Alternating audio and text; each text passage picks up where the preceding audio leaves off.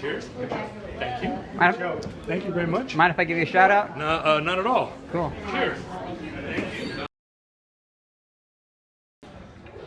I got a phone call from someone on the blacklist who had my number.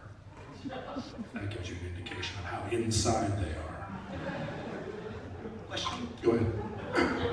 First of all, we might want to explain a little bit. For folks who don't know, the blacklist is a list of GMC RV. Wait, who doesn't know what the blacklist Does is? anyone not know what the blacklist is? Oh. Okay, so you're not up to date on the program.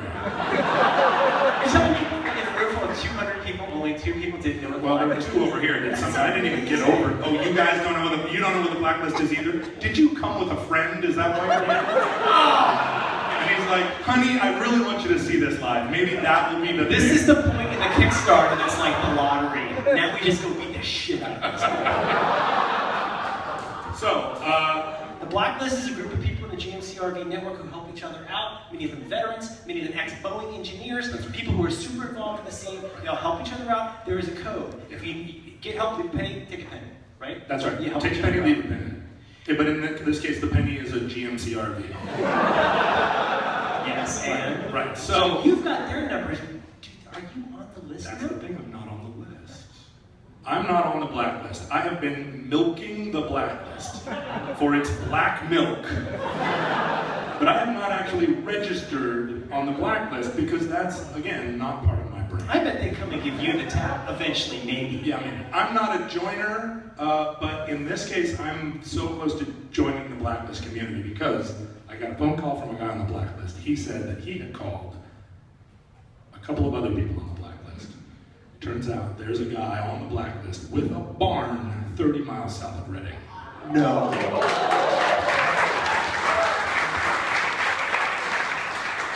So I called the guy at the shop and said, what if you just patched it back together with like toothpaste and spackle? Could I get it 30 miles down the road? And You still have 3 weeks left to get it out of there. right, but he's been calling me every day. He's sending you papers and stuff. Yeah, right. Yeah. And he was mad. And then I said, but what if I had you fix the sink?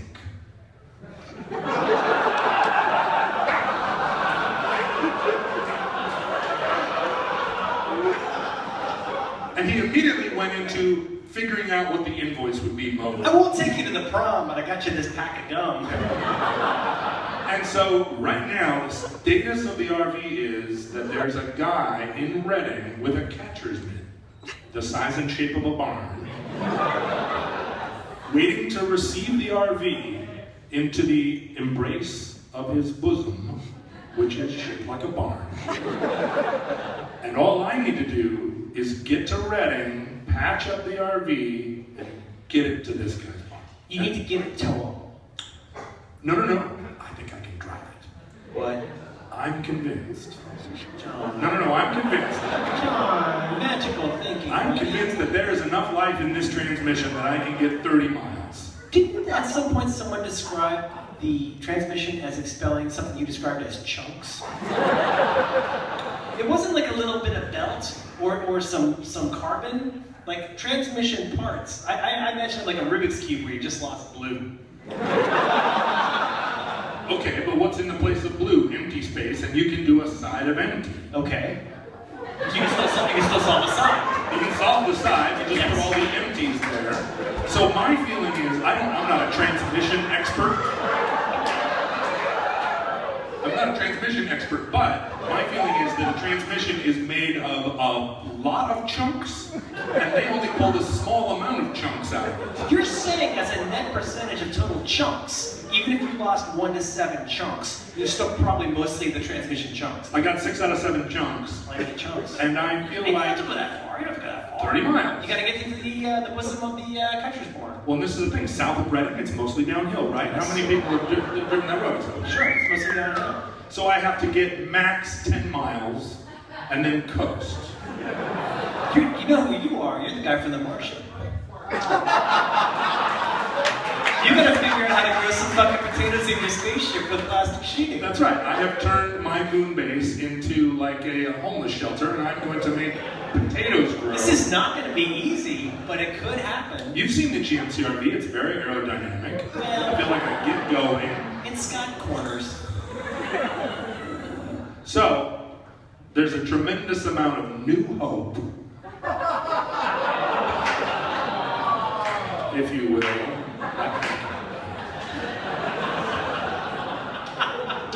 I have You got any Mork and Mindy material? I have a new hope, and that is that I will get these guys in Reading to tape it back together. I will go there and drive it to the barn, at which point I will have a whole other set of decisions to make. But it will be in the warm embrace of the blacklist. So right now it's off the reservation, right? It's with people, it's with normals. But if I can get it into the hands of the safe blacklist, house. It's a safe house. That's right. If I can get it there, then the blacklist fog embraces it, and all the broken things just start to fix. It's like a Gaia bomb. Yeah. Right? Where It's like Excalibur Merlin is making the dragon's breath. And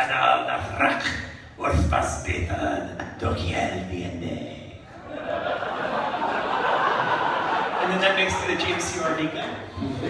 Because he's not weaving the dragon's breath. That was really heavy. Critique it if you want. What do we say? Because I think you need to go to Reading with you. And weave the dragon's breath. Sure. The GMC RV gun. Sure, that's another level of our tour-based donation. Can we keep fucking around with your anecdotes? Let's talk about making some money. You come with us to Reading, and you talk to the guy. How about we just tell you? While we get the RV out. I think that's a stretch goal. Right. I think one of the things is we tell you where we'll be, and we won't prosecute if you're there.